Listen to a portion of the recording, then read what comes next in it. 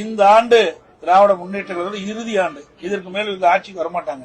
அதனால இந்த ஆண்டாவது இந்த மக்களுடைய மனம் குளிர்கின்ற விதமாக, மகிழ்ச்சி அடைகின்ற விதமாக, ஒவ்வொரு குடும்பத்தையும் பொங்கல் மகிழ்ச்சியோடு கொண்டாடுகின்ற விதமாக 5000 ரூபாய் பொங்கல் தொகுப்புல ஒவ்வொரு குடும்பத்தையும் வழங்க வேண்டும் என்று கேட்டுக்கிறேன். ஏன்னா நான் முதலமைச்சர் இருந்த காலத்துல திராவிட முன்னேற்ற கழகத்தினுடைய தலைவர் திரு ஸ்டாலின் எதிர்கட்சி தலைவராக இருந்தார். அப்போ நாங்க ஒவ்வொரு குடும்பத்துக்கு 2500 ரூபாய் கொடுத்தோம். அப்ப ஏன் 5000 ரூபாய் கொடுக்க கூடாதுன்னு இதே முதலமைச்சர் கேள்வி இருக்கிறார். அதைத்தான் நாங்களும் வைக்கிறோம்.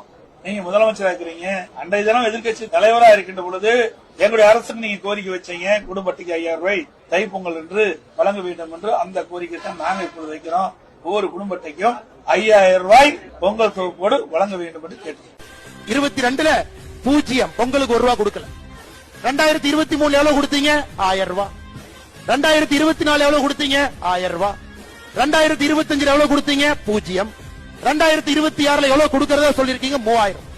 மொத்தமா 5000 ரூபாயை கொடுத்துட்டு 2.5 லட்சம் ரூபாய் எங்க தலைமையில கடை வச்சீங்க இல்லைங்க ஐயா. அதனாலதாங்க ஐயா திமுக நீங்க கில்லாடி.